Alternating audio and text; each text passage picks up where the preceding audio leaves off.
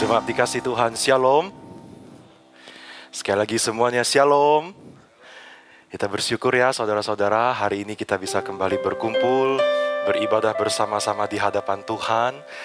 Saudara, saya mengajak kita saat ini boleh mengarahkan hati kita, pikiran kita sepenuhnya kepada Tuhan. Karena kita yakin dan percaya bahwa Tuhan hadir di tengah-tengah kita, bersama-sama dengan kita saat ini. Dan ibadah ini kita mulai oleh pertolongan dari Allah Bapa, Putra, dan Roh Kudus.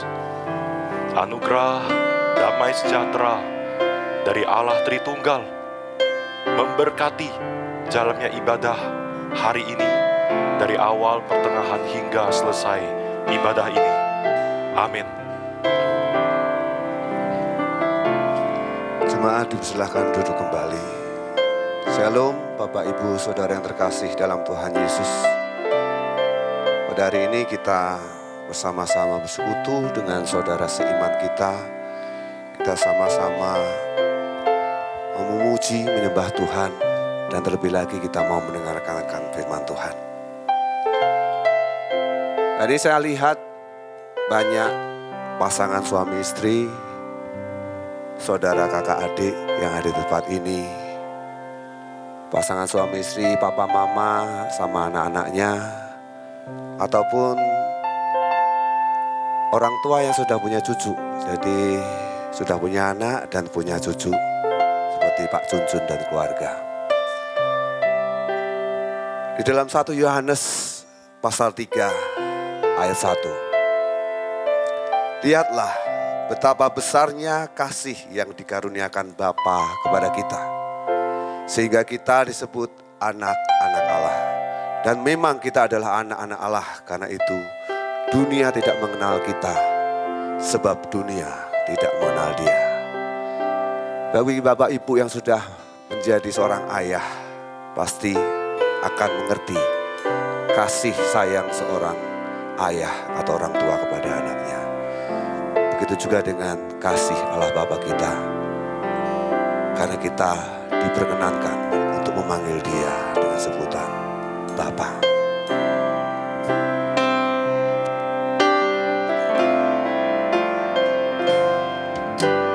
Kasih yang sempurna telah ku terima darimu, bukan karena kebaikanku, hanya oleh kasih karuniamu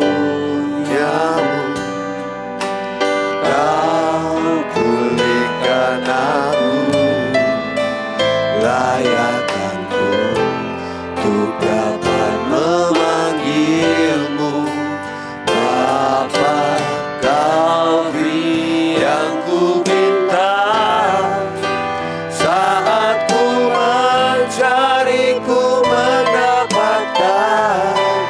Ku ketuk pintumu dan kau bukakan, sebab kau Bapa-Ku, Bapa yang kekal.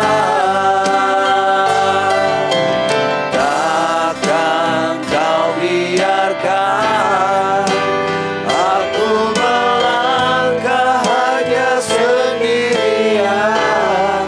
Kau selalu ada bagiku, sebab kau Bapa-Ku, Bapa yang kekal. Mari kita pujikan lagu sekali lagi.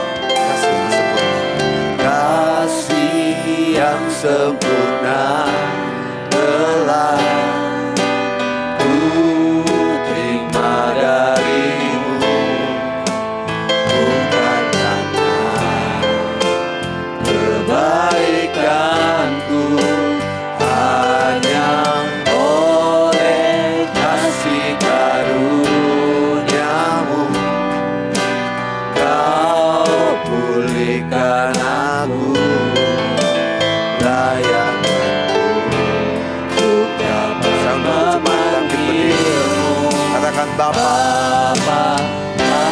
Kau memberi apa yang kami semua minta. Saat ku mencari ku mendapatkan, ku ketuk pintumu dan kau bukakan, sebab kau Bapa-Ku, Bapa yang kekal. Takkan kau biarkan aku melangkah hanya sendirian.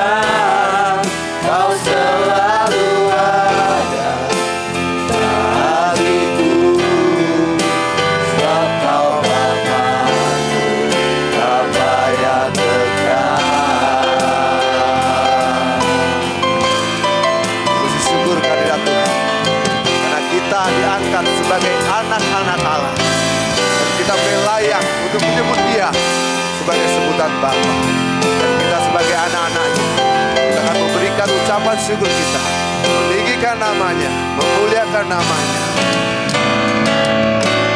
Kau beri yang ku minta, saat ku mencari ku mendapatkan.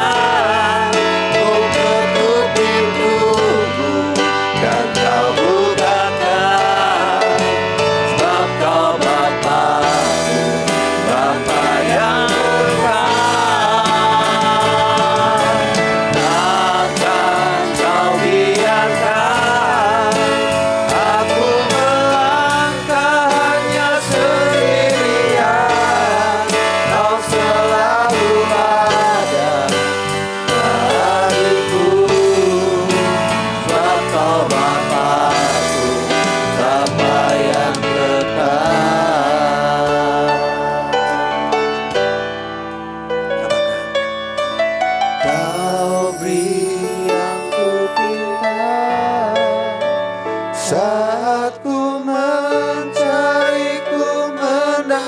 selamatkan, ku ketuk pintumu dan kau bukakan, sebab kau Bapa-Ku, Bapa yang kekal. Kau takkan membiarkan kami untuk jalan sendiri, takkan kau biarkan aku malah. Kau selalu ada bagi kami sendirian, kau selalu ada, sebab kau adalah Bapa bagiku, Bapa yang kekal dalam kehidupan kami. Sebab kau Bapa-Ku, Bapa yang kekal. Kami bersyukur Tuhan karena kami mempunyai Bapa seperti Engkau. Kami bersyukur Tuhan karena kami boleh menjadi anak-anak. Siapakah kami ini Tuhan, sehingga Kau menjadikan kami seperti puji bola mata-Mu. Siapakah kami Tuhan, orang yang berdosa ini, sehingga Engkau melayakkan kami untuk datang ke dalam hadirat. Sucikan, kuduskan kami Tuhan, ampuni akan kesalahan kami yang kami lakukan baik sengaja ataupun tidak sengaja. Layakkan kami ya Tuhan untuk menghadap masuk ke dalam hadirat. Sekali lagi kami bersyukur Tuhan, kami mempunyai Allah seperti Engkau, yang tidak akan membiarkan kami berjalan sendiri. Kau selalu hadir dalam kehidupan kami. Setiap suka duka yang kami alami, Engkau selalu ada. Kami berdoa ya Tuhan untuk ibadah kami, persekutuan kami pada hari ini. Biar Engkau sendiri yang hadir di tengah-tengah kami. Biar segala pujian penyembahan yang kami berikan, yang kami naikkan, itu semua berdoa meninggikan, memuliakan nama-Mu. Dan kami mau berdoa seperti yang Engkau sudah ajarkan kepada kami. Doa Bapa kami. Mari kita semua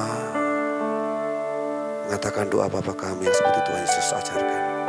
Bapa kami yang ada di surga, dikuduskanlah nama-Mu, datanglah kerajaan-Mu, jadilah kehendak-Mu di bumi seperti di surga. Berikanlah kami pada hari ini makanan kami yang secukupnya, dan ampunilah kami akan kesalahan kami, seperti kami juga mengampuni orang yang bersalah kepada kami. Dan janganlah membawa kami ke dalam pencobaan, tapi lepaskanlah kami daripada yang jahat. Karena Engkau-lah yang punya kerajaan dan kuasa sampai selama-lamanya. Amin. Dengan masih bangkit berdiri, mari kita bersama-sama mengakui iman percaya kita. Pengakuan iman rasuli. Pengakuan iman rasuli. Aku percaya kepada Allah, Bapa yang Maha Kuasa, Khalik langit dan bumi, dan kepada Yesus Kristus, anaknya yang tunggal, Tuhan kita, yang dikandung dari Roh Kudus, lahir dari anak darah Maria, yang menderita sengsara di bawah pemerintahan Pontius Pilatus, disalibkan, mati dan dikuburkan, turun ke dalam kerajaan maut. Pada hari yang ketiga, bangkit pula dari antara orang mati, naik ke surga, duduk di sebelah kanan Allah, Bapa yang Maha Kuasa. Dan dari sana Ia akan datang untuk menghakimi orang yang hidup dan yang mati.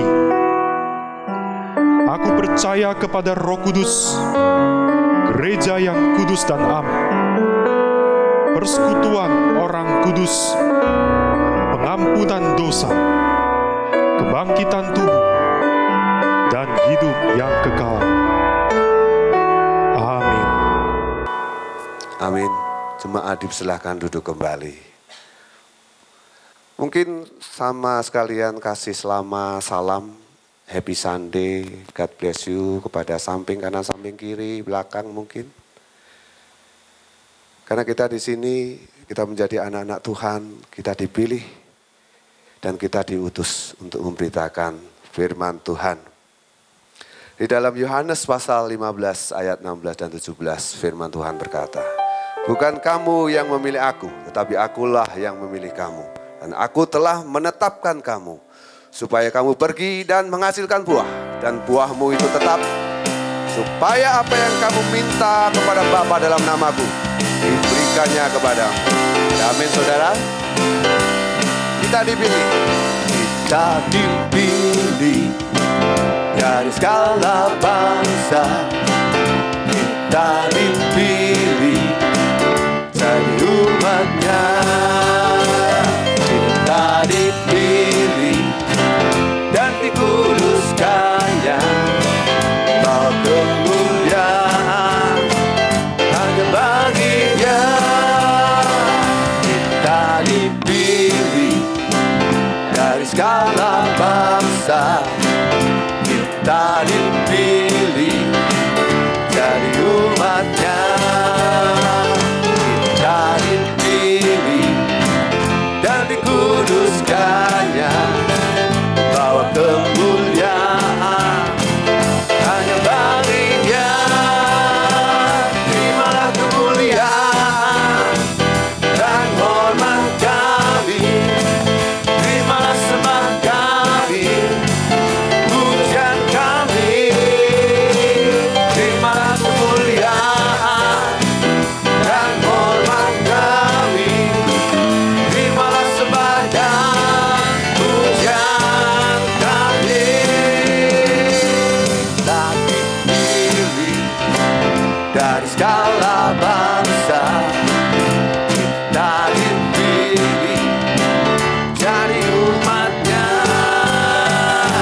Kita dipilih dan dikuduskannya, bawa kemuliaan. Sama-sama untuk jemaat bangkit berdiri.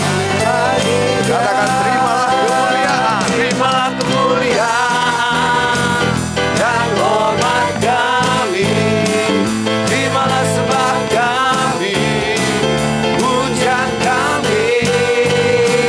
Terimalah kemuliaan dan hormat kami, terimalah sembah dan pujian kami. Katakan jemaat, terimalah kemuliaan, kemuliaan. Amin. Terimalah sembah kami, pujian kami, terimalah kemuliaan dan hormat kami.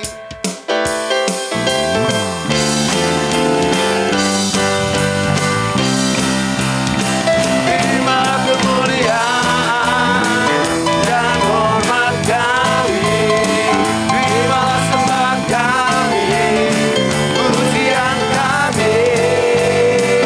Terimalah kemuliaan dan hormat kami, terimalah sembah dan pujian kami.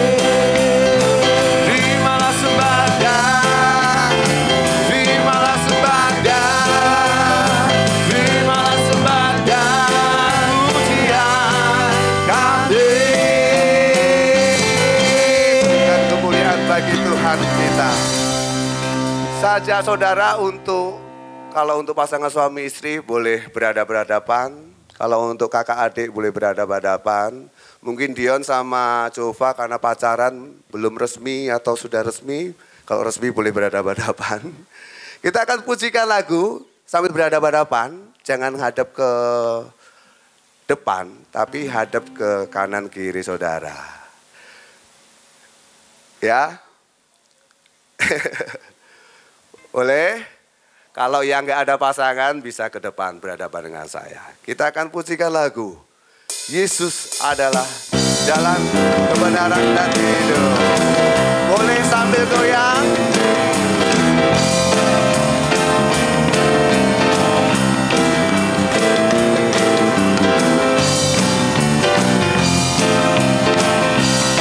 hadapan, ayo Bodi. Jalan kebenaran dan jalan kehidupan, itulah Yesus katakan. Aku percaya, amin. Di dalam namanya ada keselamatan kekal. Sekali lagi. Jalan kebenaran dan jalan kehidupan, itulah Yesus katakan. Aku percaya, amin. Di dalam namanya ada keselamatan kekal. Glory, haleluya. Glory, haleluya. Hadap-hadapan. Jangan lihat kemari, lihat pasangan Anda.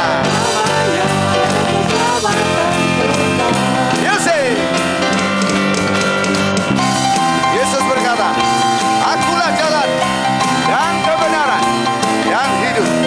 Tidak ada satupun seorang pun yang datang kepada Bapa kalau tidak melalui Aku. Ayo goyang tuh.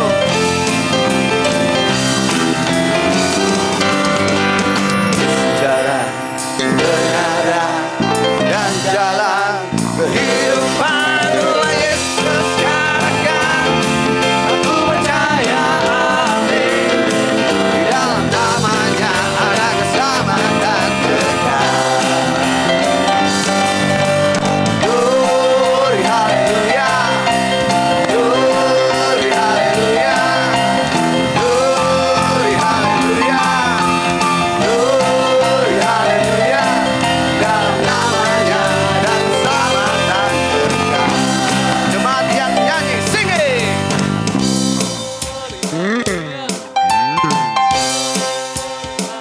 Amin.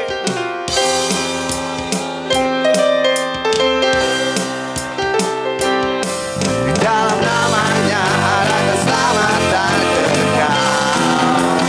One more time. Glory, haleluya. Glory, haleluya. Glory, haleluya. Glory, haleluya. Di dalam namanya ada keselamatan kekal. Di dalam namanya. Di dalam nama siapa?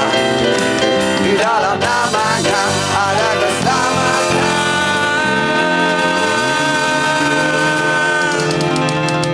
Sama-sama kita katakan kekal. Berikan kemuliaan bagi Tuhan kita. Amin. Saat boleh disilakan duduk kembali. Enak ya kita joget-joget supaya nggak ngantuk nanti waktu dengerin firman Tuhan. Mari kita bersama-sama siapkan akan hati kita. Saya sebetulnya suka lagu-lagu lama, lagu-lagu apa? KPK ya, lagu-lagu angkatan babe lah istilahnya. Karena liriknya dan musiknya itu cuma sederhana, tapi begitu mendalam artinya. Kita akan pujikan lagu Kalau Ku Cari Damai. Hanya di dalam Yesus kita mendapat ketenangan. Di saat orang tidak bisa menghibur kita ataupun menolong kita, hanya Yesus yang menjadi jawaban hidup kita. Amin. Kalau ku cari damai, hanya ku dapat dalam Yesus. Kalau ku cari ketenangan, hanya ku temui di dalam Yesus.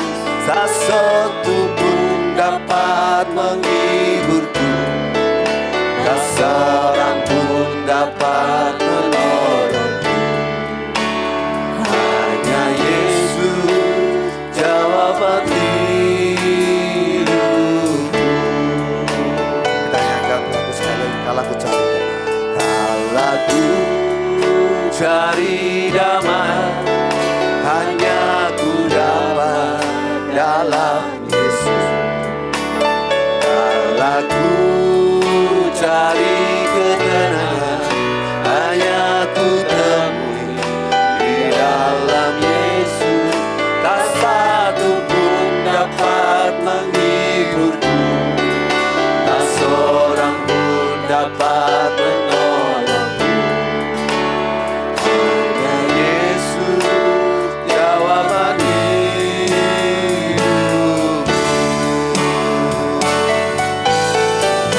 Bersama Dia hatiku damai, walau dalam lembah terkelam. Bersama Dia hatiku tenang, walau hidup penuh tantangan. Tak satu pun dapat menghiburku, tak seorang pun dapat menolongku. Hanya Yesus jawaban hidup. Bila musik memuji Tuhan, Tuhan Yesus berkata di dalam Matius pasal 11 ayat 28 sampai 29. Berilah kepadaku semua yang letih lesu dan berbeban berat, aku akan memberi kelegaan kepadamu. Pikulah kuk yang kupasang dan belajarlah kepadaku, karena aku lemah lembut dan rendah hati, dan jiwamu akan mendapat ketenangan.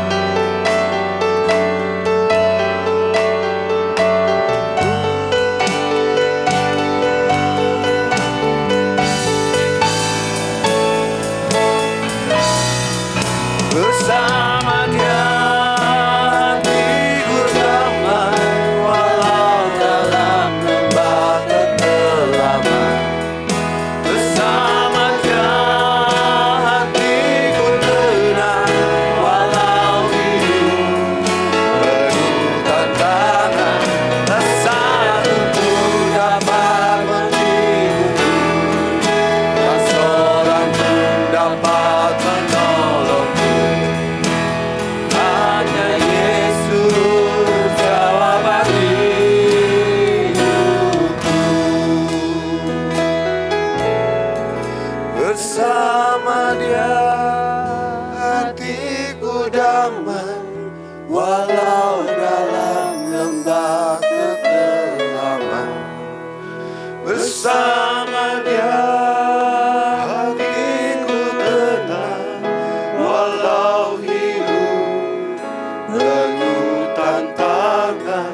Tak satu pun dapat menghiburku, tak seorang pun dapat menolongku. Hanya Yesus jawaban hidup. Hanya Yesus jawaban hidup. Hanya Yesus jawaban hidupku. Mari kita bersatu hati, kita berdoa. Ketenangan, damai sejati hanya kami peroleh di dalam Engkau ya Tuhan.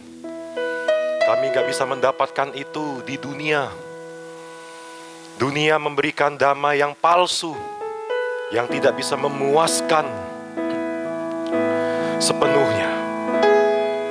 Tapi hanya Engkau ya Tuhan yang dapat memberikan damai yang sejati, memberikan sukacita, memberikan ketenangan yang penuh.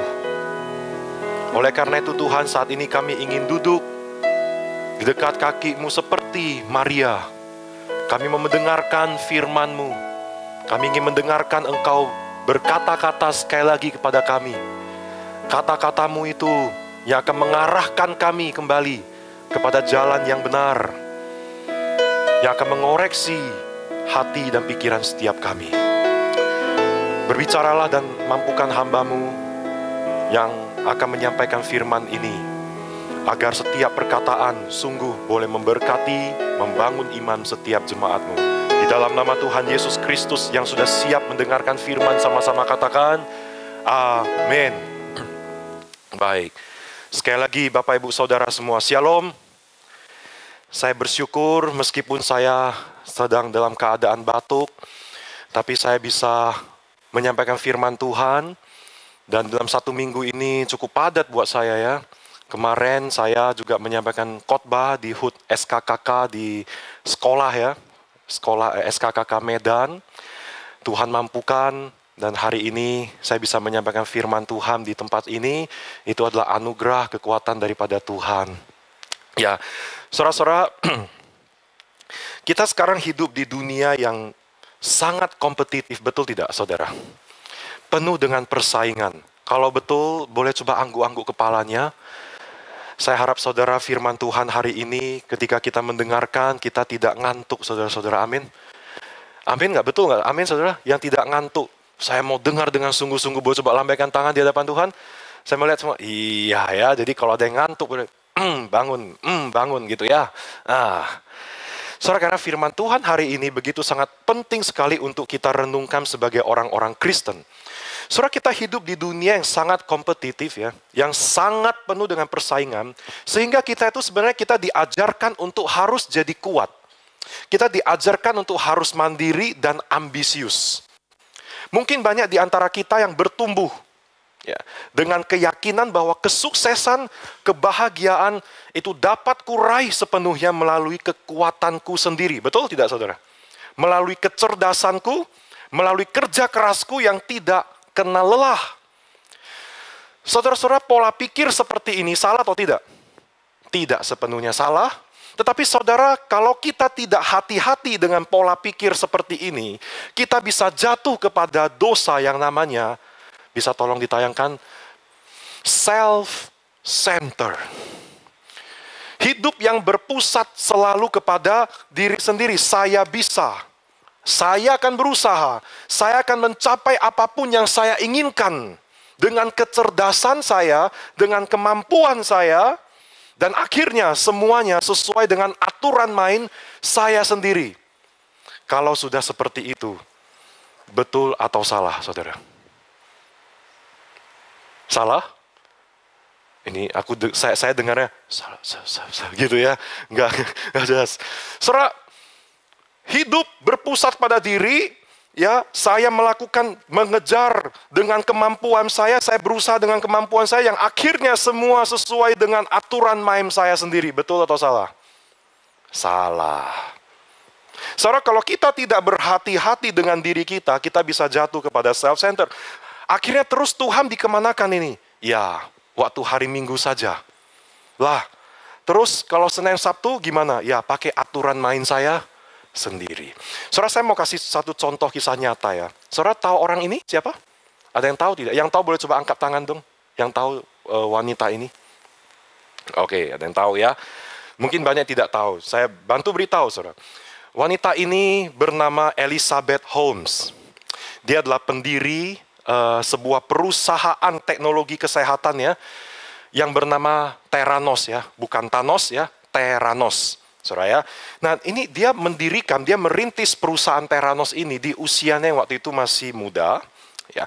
Dia berhasil mendirikan perusahaan Theranos yang awalnya digadang-gadang akan merevolusi dunia medis. Nah, wanita ini punya karisma, dia punya visi yang besar. Dia berhasil menarik miliaran dolar investasi. Dia tampil di sampul majalah-majalah ternama. Dia dihormati sebagai salah satu inovator terkemuka di Silicon Valley. Saudara, Holmes ini adalah cerminan ya dari seseorang yang sangat mengandalkan kecerdasannya, kemampuan dirinya untuk apa? Mencapai puncak kesuksesan dia yang diimpikan banyak orang. Coba di sini para CME ya, wanita pengen nggak seperti Elizabeth Holmes seperti ini? Dia bukan diwarisi saudara ya. Ini sekarang kan lagi heboh antara perintis atau pewaris. Dia perintis, saudara-saudara. Dia perintis. Ya. Dia membangun perusahaan ini dari nol. Bukan diwarisi orang tuanya ini, saudara ya. Jadi ini luar biasa. Pada tahun 2015, majalah Forbes menobatkannya sebagai miliarder wanita termuda di dunia. Hebat nggak, saudara? Ya. Yang kekayaannya waktu itu, kalau dikurskan ke rupiah saat itu, 54 triliun. Hebat? Hebat. saudara ya. Namun seperti yang mungkin ada beberapa yang kita tahu, Elizabeth Holmes dan Theranosnya itu melakukan penipuan besar-besaran di dalam dunia medis, saudara-saudara. Mereka menipu ratusan juta dolar dari investor terkemuka dengan mereka menjual visi dan teknologi yang sebenarnya nggak pernah ada. Namanya teknologi Edison. Saya kalau jelaskan pun saudara mungkin nggak ngerti ya apa yang mereka tipu ya. Tapi intinya adalah teknologi Edison itu seringkali berikan hasil yang tidak akurat, bahkan nggak berikan hasil sama sekali. Lalu mereka coba menutupi ya kegagalan ini dengan mereka gunakan mesin pengujian darah dari perusahaan lain. Mereka encerkan sampel darah saudara-saudara ya untuk membuatnya bisa bekerja sama mesin mereka. Saudara, ini jelas bisa membahayakan pasien. Ya, singkat cerita ini semua terungkap keluar. Perusahaan Theranos ini akhirnya ditutup. Dan Elizabeth Holmes, sang founder, miliarder wanita termuda, terkaya saat itu, harus mendekam dalam penjara 11 tahun. Saudara.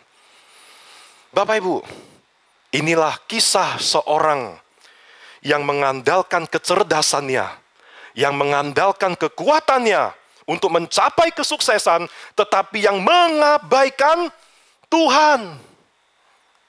Yang mengabaikan prinsip-prinsip firman Tuhan.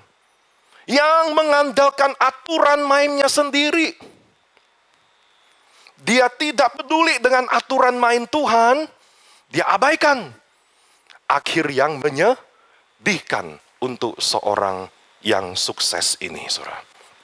Bapak Ibu, kisah ini menjadi reminder untuk setiap kita bahwa ketika kita itu hanya mengandalkan kekuatan kita, kita hanya mengandalkan kecerdasan diri kita sendiri dengan prinsip, akulah penguasa takdirku. Akulah yang menentukan garis hidupku sendiri.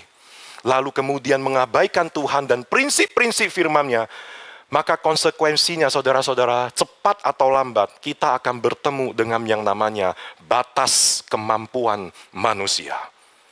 Entah itu melalui kegagalan yang gak terduga, kehancuran reputasi, ataupun krisis yang melampaui kendali kita, saudara-saudara.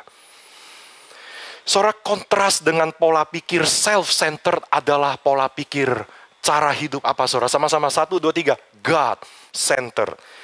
Saudara, God-centered ini kita bukan meniadakan usaha kita atau meniadakan kerja keras kita. Kita tetap berusaha, tetapi dengan satu kesadaran bahwa Tuhan yang memberikan tenaga, bahwa Tuhan yang memberikan kesempatan, Tuhan yang memberikan kekuatan. Dan karena itu aku berusaha bersama-sama dengan Tuhan. Yang aku andalkan adalah Tuhan, bukan diriku sendiri.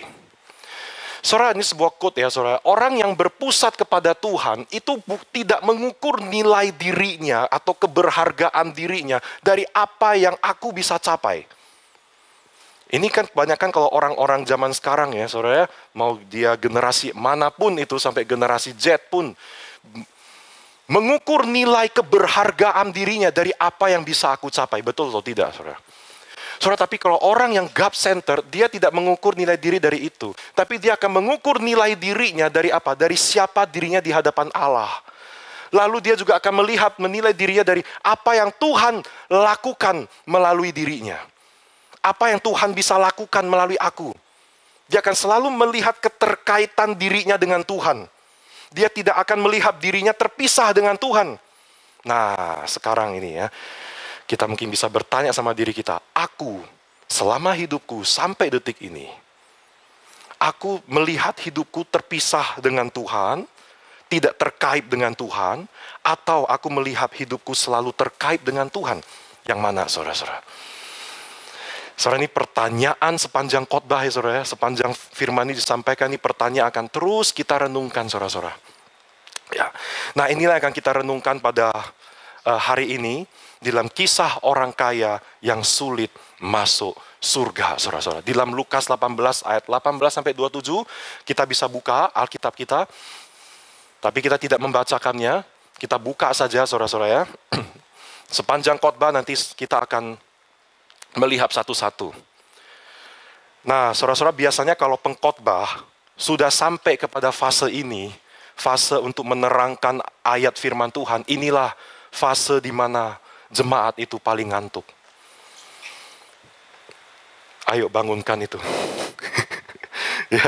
Saudara, ini adalah fase ketika pengkhotbah itu menjelaskan soal firman Tuhan ya, satu-satu menjelaskan, ini adalah fase yang paling ngantuk. Tapi saudara, saat ini saya ingin kita begini. Ini adalah percakapan yang menarik sekali, saudara. Antara Tuhan Yesus dengan orang kaya. Nah, saudara, saya seperti ingin mengajak saudara seperti nonton film sekarang ini ya.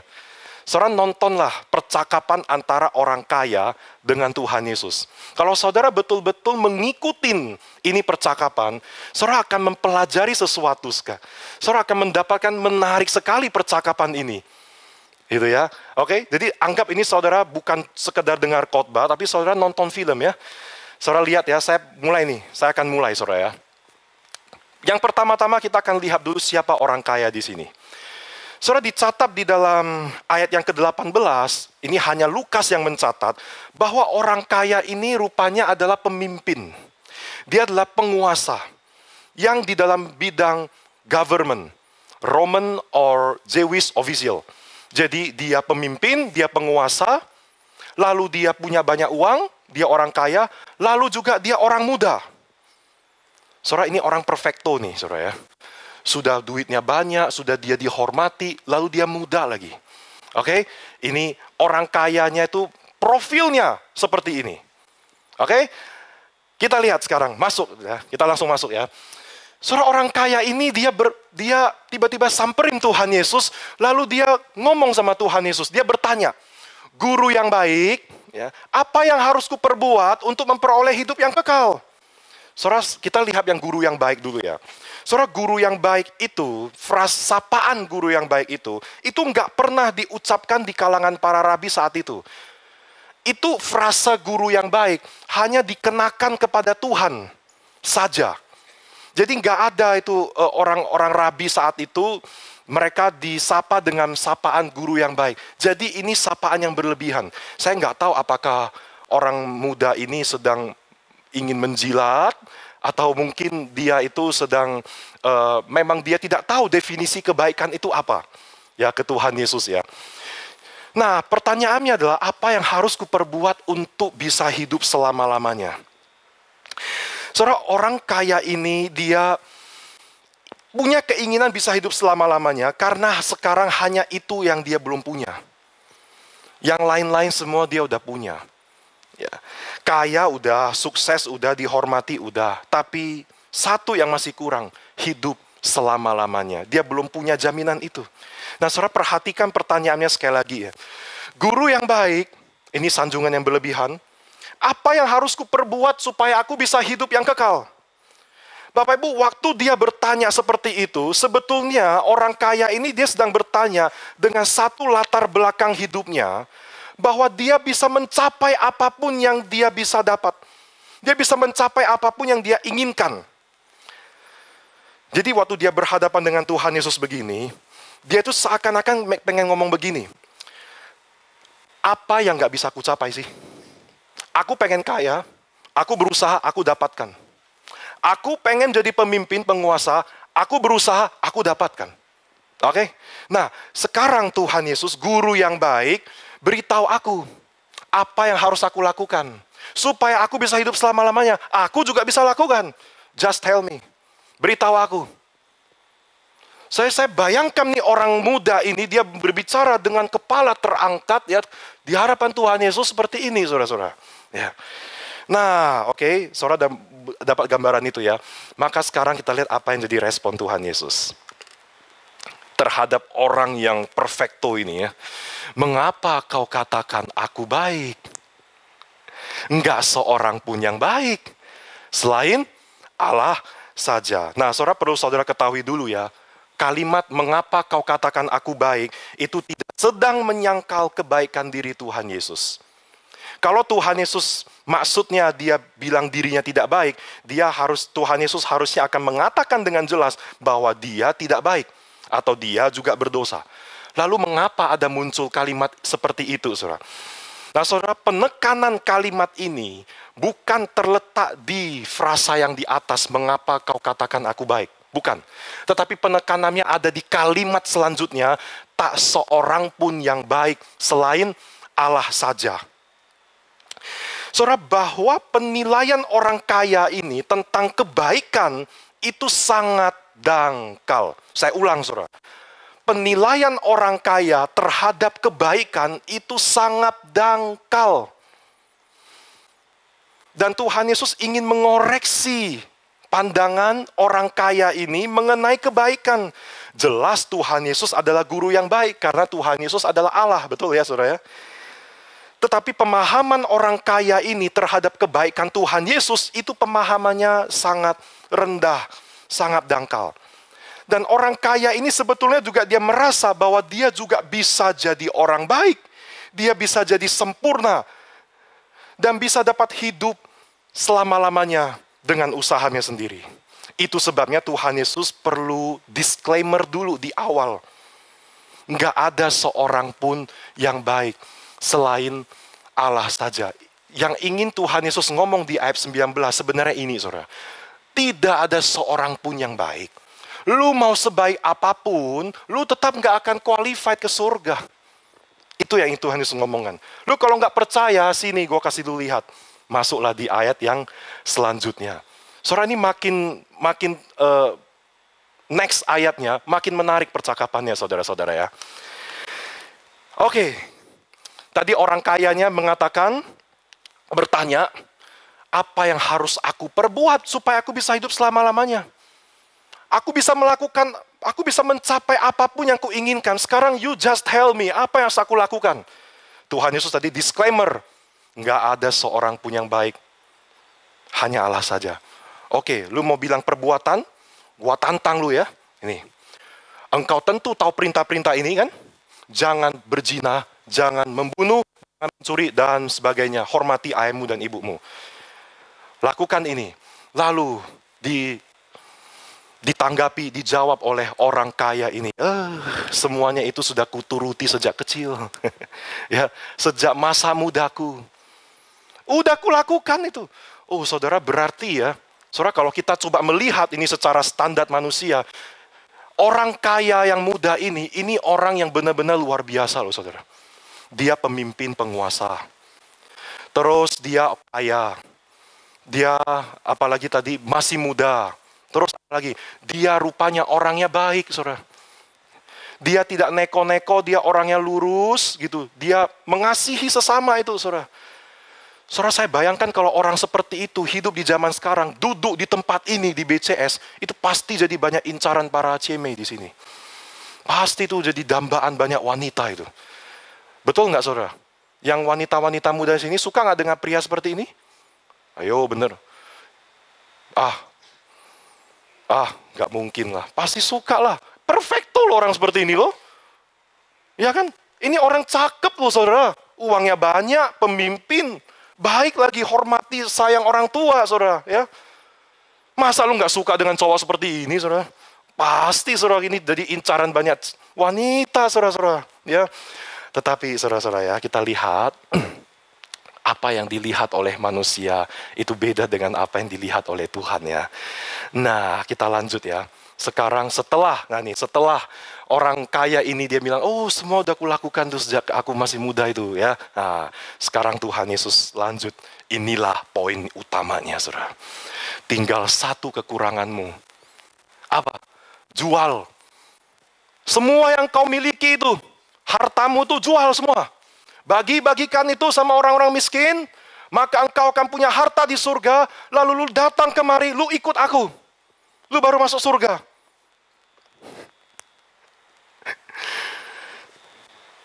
Saudara, saya bingung nggak kalau dengar seperti ini Tuhan Yesus? Saudara, bayangkan Tuhan Yesus ngomong seperti ini sama kita, itu kita gimana saudara?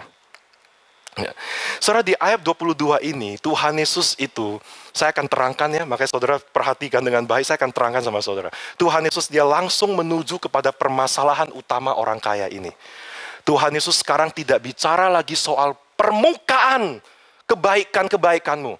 Tuhan Yesus dia langsung straight to your heart, langsung kepada hatinya. Tuhan Yesus tahu apa yang ada jadi masalah di hati orang kaya ini. Masalahmu di hati adalah lu menuhankan uang. Lu tidak menuhankan Tuhan. Yang lu andalkan itu adalah uang, bukan Tuhan. Money, not God, is everything to Him. Saudara-saudara, fokus Tuhan Yesus di sini itu bukan ingin orang kaya itu jual hartanya. Jadi saudara jangan salah paham ya saudara ya. Bukan tujuan Tuhan Yesus bukan ingin memiskinkan orang kaya itu. Tidak, bukan itu tujuannya, fokus bukan. Tapi fokus Tuhan Yesus adalah, itu yang saya bold di bawah itu. Tuhan Yesus ingin orang kaya itu terlepas dari berhala uangnya. Dan ikut Yesus, makanya di akhir itu ikut Yesus. Sebenarnya Tuhan Yesus ingin orang kaya ini, kamu tidak mengandalkan uangmu, tidak mengandalkan kehebatan atau reputasimu, tapi engkau mengandalkan aku. Engkau andalkan aku. Saudara, itulah yang jadi fokus Tuhan Yesus. Karena rupanya yang selama ini yang diandalkan oleh orang kaya, yang membuat dia itu bisa berani kemana-mana, yang membuat dia bisa mencapai segala sesuatu apa yang dia inginkan, itu rupanya yang dia sandarkan adalah uang, saudara-saudara. Dan juga kekuasaan yang dia miliki. Karena itu Tuhan Yesus bilang, kalau lu mau benar-benar masuk surga, lu lepaskan itu. Hatimu, lepaskan itu. Lu sekarang ikut aku. Saudara lihat respon orang kaya, oh tidak ada di sini ya. Saudara di ayat 23, kalau kita lihat ya saudara ya, di ayat 23. Respon orang kaya itu adalah, ketika orang itu mendengar perkataan itu, dia menjadi amat sedih sebab dia sangat kaya. Dia sedih, saudara-saudara. Di bagian Injil yang lain dikatakan bahwa dia pergi dengan kesedihan. Saudara, mungkin inilah pertama kalinya bagi orang kaya yang muda itu, dia tidak bisa memenuhi persyaratan terhadap sesuatu. Biasanya apapun yang dia inginkan, dia bisa dapatkan. Dia bisa lakukan semua untuk mencapai apapun yang dia inginkan. Tapi kali ini dia tidak bisa memenuhi, melakukannya. Saudara-saudara, sekarang kita akan masuk ya saudara. Kita akan lihat apa sebenarnya yang jadi persoalan orang kaya ini. Apa sebenarnya yang jadi masalah dia. Saya akan bantu breakdown untuk kita. Dan nanti kita akan lihat bahwa ini bukan cuma masalah untuk orang kaya, tapi ini adalah masalah untuk kita semuanya. Kita semuanya, saudara-saudara. Mari kita lihat, saudara. Yang pertama, orang ini dia merasa dirinya mampu. Dia merasa dirinya hebat, lalu dia bisa melakukan apapun yang diinginkan. Sejak awal dia datang saja, Tuhan Yesus sudah lihat ini orang sudah salah. Ini orang sudah, hatinya sudah salah. Lalu dia berpikir bahwa keselamatan bisa didapatkan melalui perbuatannya, kebaikannya. Lalu yang terakhir dia mengandalkan uangnya atau kekuasaannya, bukan Tuhan. Loh, emang banyak ya contoh orang Kristen seperti ini? Oh banyak saudara-saudara. Banyak, ya. Saudara, nggak mesti kita itu menjadi kaya untuk kita itu mempunyai 3 masalah ini, saudara. Saudara, banyak sekali orang Kristen itu nampak datang beribadah di hadapan Tuhan, berdoa. Tapi faktanya dalam kehidupan sehari-hari, yang dia andalkan siapa? Halo, saudara. Yang diandalkan siapa? Uang lah, betul nggak saudara? Uang lah, apalagi? Pas misalnya kita ingin lebih dapat banyak keuntungan atau kemudahan, maka suap adalah jalan ninjaku. Betul, saudara? Betul tidak, saudara? Atau yang lain. Saudara, andalkan apa lagi? Pemikiran sendiri. Kehebatan sendiri. Menurut saya, ini sudah yang paling benar nih. Lalu coba ada kita teringat firman Tuhan hari Minggu. Enggak. Menurutku dalam situasi ini, pikiranku inilah yang paling betul sudah. Yang paling benar. Sudah nggak mungkin salah. Nah, saudara, kalau sudah seperti ini, masuk kategori ini nggak? Masuk dong, saudara. Kalau sudah kayak gitu, orang Kristen yang hidupnya seperti itu, pada fakta di lapangan, mereka mengandalkan siapa? Mengandalkan Tuhan? Mengandalkan Tuhan? Yang benar saja, saudara. Ya. Saudara, malaikat di sorga ketawa miris loh, saudara-saudara ya. Sambil tepuk jidat mungkin ya. Saudara, itu bukan mengandalkan Tuhan, saudara. Mengandalkan Tuhan itu tidak bisa cuma hari Minggu saja, tapi mengandalkan Tuhan itu adalah hari Senin sampai hari Minggu, saudara. Saudara, ini adalah kenyataan. Nah, karena itu nanti kalau kita akan lihat makin ke bawah sini, kita akan melihat bahwa betul-betul sampai murid-murid berkata, jikalau begitu siapa yang bisa diselamatkan? Saudara, ini masalah semua manusia, semua kita, saudara. Saudara, saya mau putar satu video dulu, sekitar 1 menitan lah. Ini video ini video ngomong soal korupsi, tetapi dia ingin ngomong bahwa apa yang menjadi akar masalah dari seorang yang melakukan korupsi. Sebenarnya apa yang dia kejar, sebenarnya apa yang orang koruptor itu inginkan, sebetulnya apa sih? Apakah uang, apakah kekuasaan, atau apa sebenarnya yang mereka inginkan? Mari kita lihat video ini bersama-sama. Kenapa kebanyakan yang korupsi itu orang yang udah kaya? Friedrich Nietzsche pernah bilang, kehidupan itu sendiri adalah kehendak untuk berkuasa. Nietzsche menjelaskan kalau kita semua, bukan koruptor doang, secara alami memiliki dorongan untuk menguasai. Bukan hanya dalam politik atau ekonomi, tapi juga dalam kehidupan sehari-hari. Bagi banyak koruptor, uang itu bukan end goal-nya. Uang itu cuma alat untuk mendapatkan kekuasaan. Ya, tentang kekuasaan gue juga ngerti. Tapi buat apa sih sebenarnya kekuasaan itu? Dalam buku Homo Deus, Yuval Noah Harari menulis, manusia selalu ingin lebih dari sekedar bertahan hidup. Mereka ingin menjadi pencipta realita. Kita semua itu tidak sekedar hanya menerima realita. Kita ingin menciptakan realita kita sendiri. Dan Harari menjelaskan seiring berkembangnya peradaban, manusia itu tidak lagi puas hanya dengan menguasai alam, tapi juga ingin menjadi seperti Tuhan. Korupsi bukan semata-mata tentang uang, tapi kekuasaan. Dan kekuasaan itu bukan tentang jabatan, tapi tentang membentuk realita sesuai keinginan, seolah mereka adalah Tuhan. Gue pribadi, koruptor itu tidak menyembah uang. Mereka hanya membutuhkannya sebagai alat untuk menciptakan realita, hingga akhirnya mereka yang disembah. Begini menurut gua, korupsi itu sebenarnya penistaan sila pertama, ketuhanan yang Maha Esa. Bukan karena koruptor itu nggak percaya Tuhan, tapi karena seolah-olah mereka ingin menggantikan Tuhan. Ya, seorang manusia ingin menjadi pencipta realita. Mereka ingin menjadi seperti Tuhan. Mereka bukan menyembah uang, tetapi mereka ingin menjadi Tuhan yang disembah. Karena itu manusia itu tidak akan pernah puas itu, saudara-saudara. Dia akan terus mencari, korup, ambil sebanyak-banyaknya, mencuri dan sebanyak-banyaknya. Untuk apa sebenarnya? Bukan sekedar supaya bisa punya banyak uang dan kekuasaan semata, tapi dia ingin bisa menciptakan realita. Dia ingin bisa menjadi seperti Tuhan yang bisa mengendalikan segala sesuatu, saudara. Yang bisa mengendalikan nasib hidupnya sendiri dan bisa mengendalikan nasib hidup orang lain. Itu manusia. Saudara, itulah yang menjadi akar masalah Adam dan Hawa jatuh dalam dosa. Karena mereka ingin jadi seperti Tuhan. Dan pola hidup yang seperti itu masih berlanjut sampai detik sekarang ini. Karena manusia ingin menjadi seperti Tuhan. Dan orang kaya yang dicatat dalam Alkitab ini, dengan hatinya juga seperti itu. Dia ingin menjadi seperti Tuhan yang bisa mengendalikan segala sesuatu. Saudara, karena itu di ayat yang ke-24 dan 25, Tuhan Yesus berkata, alangkah sulitnya, alangkah sukarnya orang yang punya banyak harta masuk ke dalam kerajaan Allah. Sebab lebih mudah seekor unta masuk melalui lubang jarum daripada seorang kaya masuk ke dalam kerajaan Allah. Saudara, sulit sekali orang punya banyak harta masuk dalam kerajaan Allah. Kenapa, saudara? Saudara, kenapa?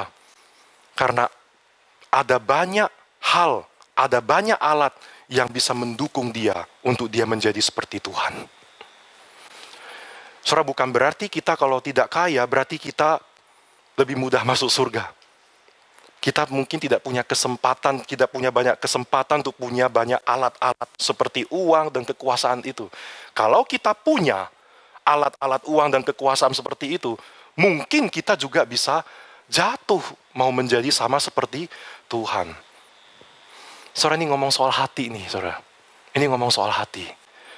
Yang intinya sebenarnya adalah engkau hidupnya self-centered atau engkau hidupnya God-centered. Terlepas dari berapa kekayaan atau kekuasaan yang kau miliki, jabatan yang kau miliki. Hati hidupmu itu self-centered atau God-centered. Dan Tuhan Yesus mengatakan bahwa lebih mudah seekor unta itu masuk melalui lubang jarum, saudara. Saudara, lubang jarum ini jangan saudara pikir jarum jahit baju, saudara. Bukan ya. Saudara, lubang jarum ini sebetulnya adalah pintu. Nih ya, ini pintu kecil nih. Pintu gerbang Yerusalem namanya lubang jarum ini. Gitu ya. Saudara, ini pintunya pendek saja. Pendek saja. Sedangkan unta tinggi. Nah, sekarang saudara lihat nih ya. Ini pintunya pendek segini. Ini untanya tinggi segini. Untanya kalau mau masuk ke pintu gimana caranya? Gimana caranya, saudara? Untanya harus gimana? Harus nunduk, saudara.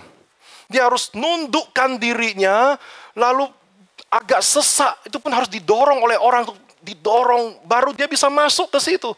Kalau enggak bisa masuk dia. Tinggi dia. Saudara, dengan hal ini Tuhan Yesus sebenarnya ingin bilang gini, you ingin masuk surga, you ingin bisa masuk surga, you mesti turunkan dirimu, you mesti turunkan egomu, you mesti rendahkan dirimu di hadapan Tuhan, you mesti akui kalau you tidak mampu, you mesti sandar kepada aku. Selagi you masih pertahankan kehebatan diri you mengandalkan kekuatan you sendiri, you mengandalkan semua hal-hal yang kau miliki, you sulit masuk surga. Lebih mudah unta ini yang masuk lubang jarum. Wah, saudara, itu sebabnya murid-murid itu kaget dengarnya. Ih, gila ya, kalau begitu siapa yang dapat diselamatkan sekarang? Nah, makanya saudara, ini bukan cuma isu orang kaya, tapi ini isu untuk semua. Murid-murid kan nggak kaya, saudara ya. Saudara, jika orang kaya, ini kira-kira pemahaman murid-muridnya, jika orang kaya yang dengan segala kelebihannya saja hampir nggak bisa diselamatkan, nggak bisa masuk surga, apa harapannya bagi orang-orang lain? Apalagi kita kayak gini, gimana kita bisa masuk coba? Saudara, maka di ayat terakhir Tuhan Yesus menanggapi. Sekarang percakapannya udah sama murid-murid nih ya. Karena orang kaya tadi udah pergi, saudara. Tuhan Yesus bilang gini, apa yang tidak mungkin bagi manusia, itu mungkin bagi Allah.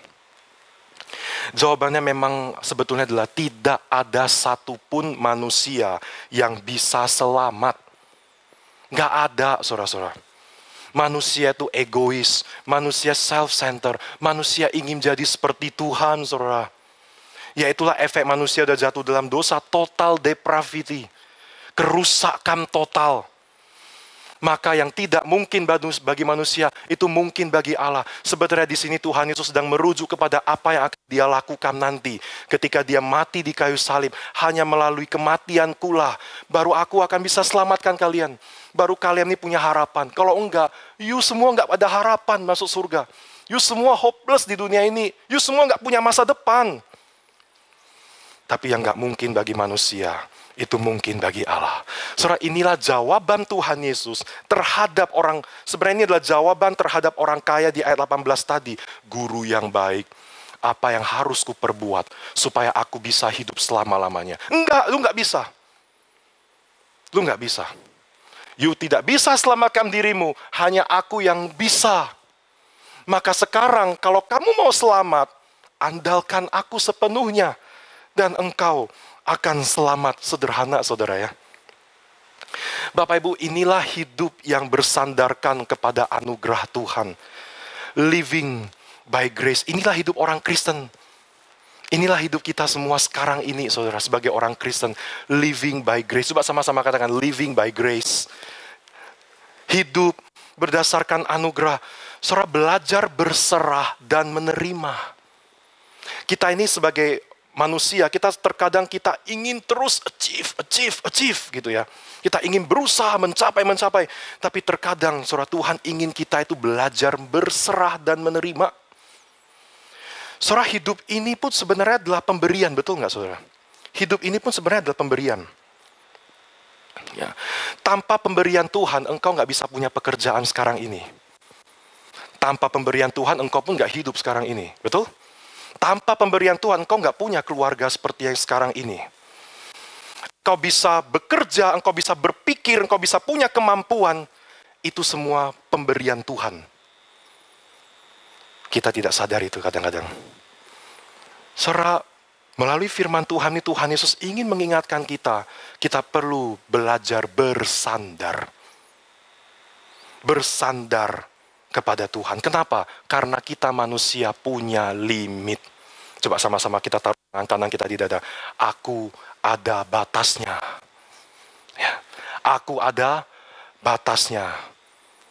Kita punya limitation, kita bisa error, kita bisa salah. Mau kita secerdas, mau kita sangat lihai, sangat talented, kita punya limit.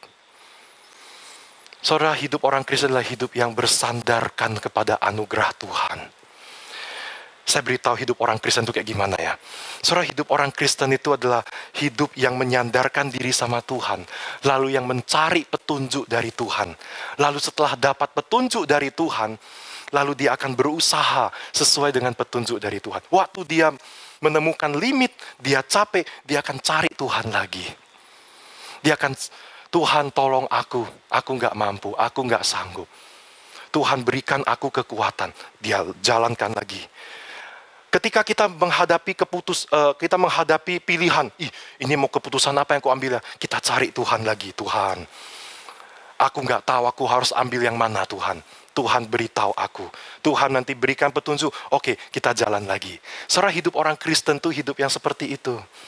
Dan Tuhan Yesus dia mau berkati engkau. Dia mau menuntunmu. Ya, dia mau tunjukkan jalannya kepadamu. Dia mau bawa engkau kepada masa depan yang cerah. Maka yang engkau cukup lakukan adalah andalkan dia. Soalnya mungkin firman Tuhan seperti ini saudara udah dengar sering kali ya. Di BCS ya. Kayaknya kalau setiap saya khotbah selalu saya ngomongnya seperti itu kan ya. Andalkan Tuhan, jangan andalkan diri. Mungkin udah bosen juga kita dengarnya. Saudara, tapi seperti yang Martin Luther Senior mengatakan bahwa you need the gospel every day because you forget it every day.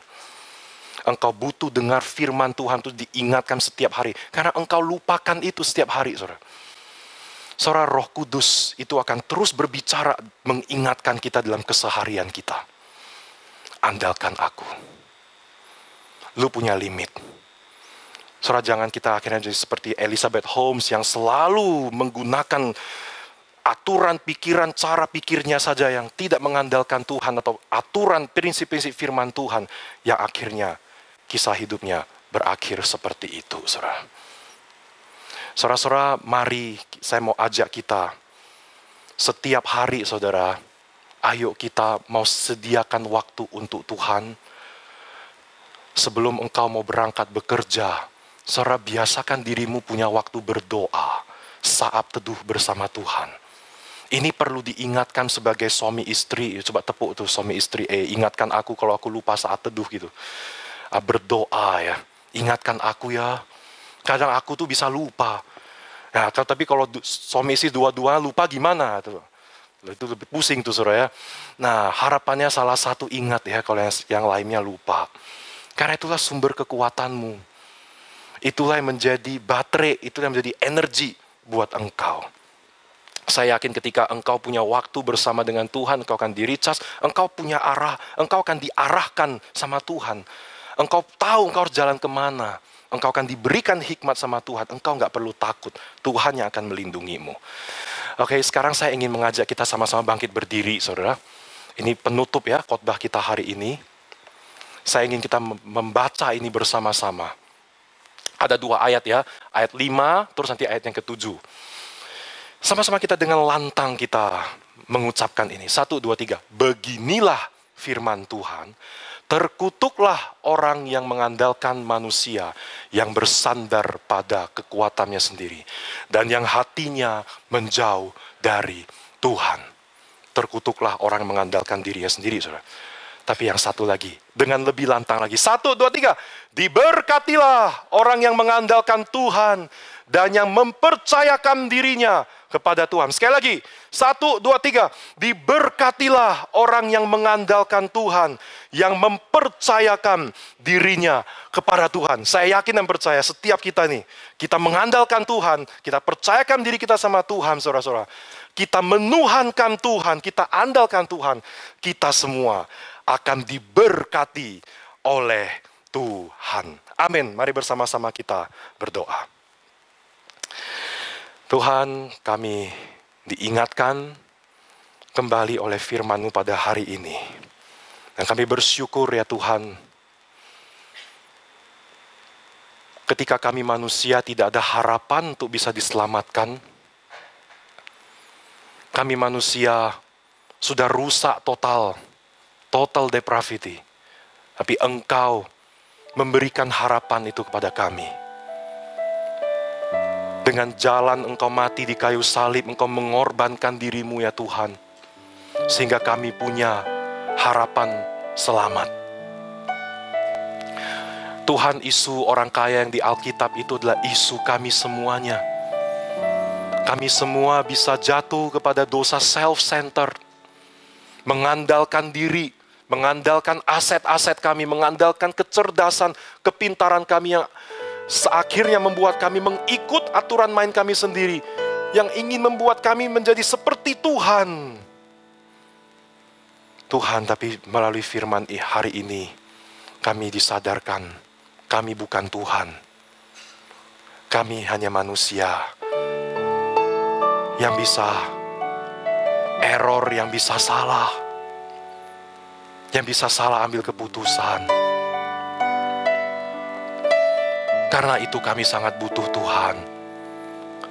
Kami mau meletakkan kepala kami di pundak Tuhan. Kami mau bersandar kepada Tuhan. Ada banyak yang kami tidak mengerti dalam hidup ini, yang kami bingung mau ambil keputusan apa Tuhan. Kami mau bertanya sama Tuhan. Dan Tuhan akan menunjukkan jalan kepada kami. Diberkati orang-orang yang mengandalkan Tuhan. Dan kiranya semua kami yang di tempat ini BCS, kami adalah orang-orang yang diberkati oleh Tuhan. Terima kasih Tuhan, Kau sangat baik. Kiranya firman-Mu ini tidak kami lupakan, tapi terus ada di dalam hati setiap kami Bapa. Di dalam nama Tuhan Yesus Kristus kami berdoa. Kami mengimani firman ini. Amin.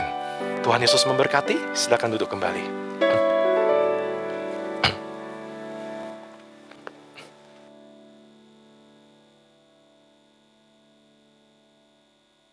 Terima kasih untuk Suanto Robin yang sudah menyampaikan firman Tuhan pada siang hari ini. Bila firman Tuhan yang kita dengar dapat kita renungkan dan terlebih kita dapat lakukan dalam kehidupan kita. Firman Tuhan tadi yang jangan mengandalkan manusia tapi andalkan Tuhan, itu seringkali istri saya yang menegur saya seperti itu, yang setiap seringkali istri saya mengingatkan, karena seringkali saya selalu mengandalkan manusia di dalam pekerjaan khususnya. Bila ini menjadi pengingat atau untuk koreksi dari saya pribadi juga. Puji Tuhan. Ada satu slogan yang mungkin udah dari dulu. Masa kecil bahagia, muda foya-foya, tua kaya raya, mati masuk surga. Itu cuma hanya angan-angan orang saja ya. Tapi itu agaknya saya tadi waktu dengar khotbah terbersit slogan manusia seperti itu. Tapi kita harus mengandalkan Tuhan, kita harus berserah kepada Tuhan dalam segala keputusan ataupun apa yang kita lakukan. Mari kita persiapkan hati kita untuk memberikan persembahan yang terbaik bagi Tuhan. Dalam Mazmur 116. 12-14. Bagaimana akan kubalas kepada Tuhan segala kebajikannya kepadaku. Aku akan mengangkat piala keselamatan dan akan menyerukan nama Tuhan. Aku membayar nazarku kepada Tuhan di depan seluruh umat. Mari kita persiapkan akan hati kita untuk persembahan.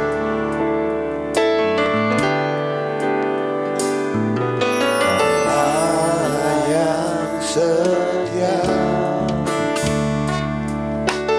Bapa yang mulia, kasih-Mu besar Tuhan. Kau pulihkan hidupku. Kaulah harapan, Kaulah harapanku. Hidupku dalam-Mu.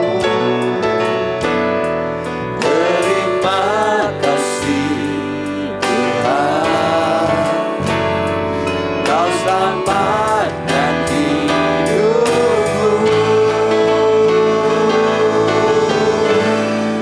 Dengan apa kan ku balas segala kebaikan-Mu?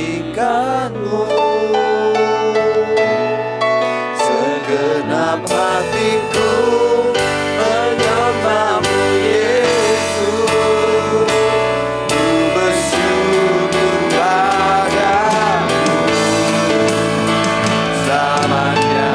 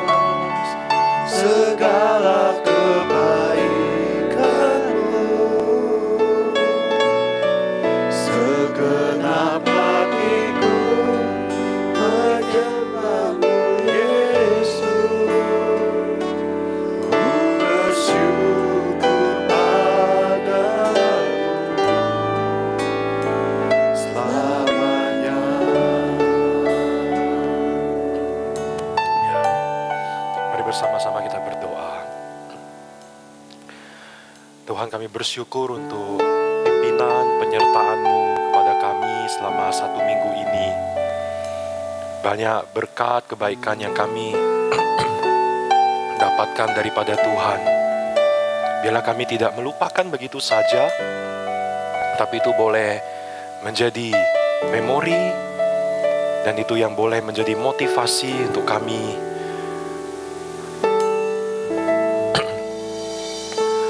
melakukan berbagai aktivitas kami. Dan itu juga boleh menjadi motivasi kami untuk kami mau semakin terus mengandalkan Engkau. Tuhan, kami saat ini mau berdoa untuk jemaat-Mu di tempat ini yang memiliki pergumulan, yang memiliki masalah. Engkau yang terlebih tahu apa yang menjadi pergumulan setiap kami. Pergumulan di dalam hati, di dalam batin, yang nggak ada satu orang pun yang tahu, ataupun pergumulan di dalam pekerjaan kami. Ya Tuhan, kiranya Engkau yang boleh memberikan kekuatan, penghiburan. Tuhan, Engkau yang boleh arahkan, Engkau yang tuntun setiap kami, jemaat-Mu. Engkau beritahu kepada kami jalan-jalan-Mu ya Tuhan. Mana yang harus kami tempuh, mana yang harus kami ambil. Dan kiranya Tuhan Kau boleh pulihkan jemaat-Mu yang sedang lemah tubuh, yang sedang dalam proses pengobatan, pemulihan. Kiranya Engkau yang boleh menolong, Engkau yang boleh menyembuhkan dan menyehatkan kembali. Tuhan, kami juga saat ini mau berdoa untuk orang-orang Kristen dimanapun mereka berada yang mendapat kesulitan untuk bisa beribadah, yang mendapat persekusi atau penganiayaan, penolakan. Tuhan, kami mengasihi mereka. Kami sedih melihat mereka ditolak. Kami sedih melihat mereka gak bisa ibadah sama Tuhan. Tuhan, mereka adalah saudara-saudari seiman kami. Meskipun kami belum kenal sama mereka, tapi kami adalah satu tubuh dalam Kristus. Tuhan, kasihani mereka. Tuhan, tolong mereka. Buka jalan pada mereka. Meskipun tidak ada orang-orang yang melindungi mereka, tapi Tuhan Yesus, Engkaulah yang menjaga, Engkau yang melindungi mereka. Kami percaya kepadamu, dan kami juga mau berdoa untuk gereja Kristen Kalam Kudus Medan dan gereja Kristen Kalam Kudus Pematang Siantar yang hari ini merayakan ulang tahun. Tuhan, berkati 2 gerejamu ini ya Tuhan. Engkau terus pakai. Kami percaya bahwa gerejamu itu bisa eksis sampai sekarang, itu karena ada anugerah Tuhan. Tuhan tidak meninggalkan, Tuhan tetap ada dan turut campur tangan. Engkau bekerja di luar pikiran kami. Engkau bisa melakukan hal-hal yang luar biasa di luar pemikiran kami sebelumnya. Tuhan, pakailah rohaniwan setempat. Tuhan, pakai majelis dan juga pengurus yang melayani di kedua gerejamu ini. Kami rindu agar gereja GKKK Medan dan Pematang Siantar boleh semakin bertumbuh secara kualitas terutama dan juga secara kuantitas. Kami juga berdoa untuk SKKK Medan yang semalam kemarin merayakan ulang tahun. Tuhan, yang juga boleh memberkati sekolah ini. Tuhan, yang memberikan hikmat, hati, visi, misi kepada jajaran BP Yayasan, dan juga bisa ditularkan dengan baik kepada jajaran Dirpel Leaders sampai guru, sehingga sungguh SKKK Medan bisa menjadi garam dan terang bagi kota Medan, bagi siswa-siswi.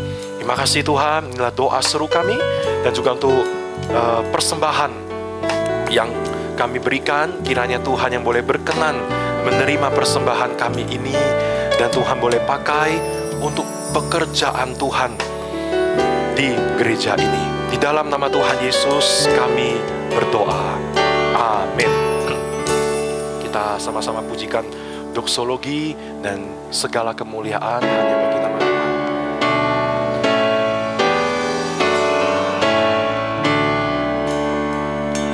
Puji Allah Bapa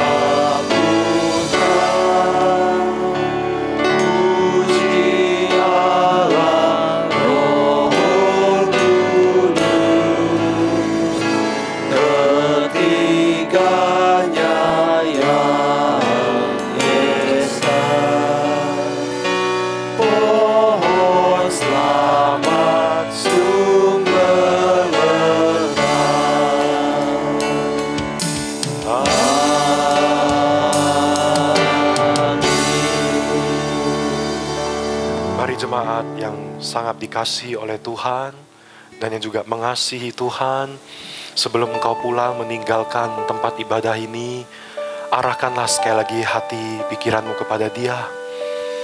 Karena Tuhan ingin memberkatimu. Kiranya anugerah yang berlimpah-limpah dari Allah Bapa, cinta kasih yang kekal dari Tuhan Yesus Kristus, pimpinan, kekuatan, dan kuasa dari Allah Roh Kudus senantiasa memberkati kehidupanmu dan keturunanmu mulai sekarang sampai selama-lamanya. Amin.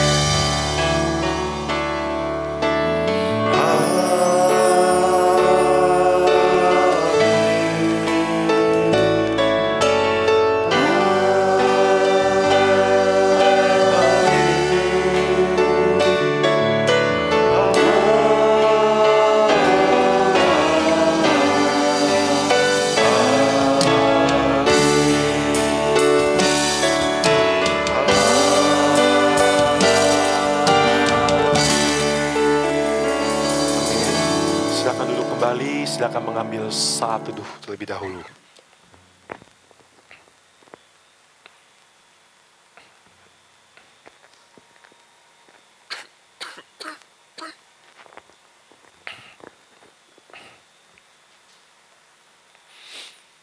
Ya.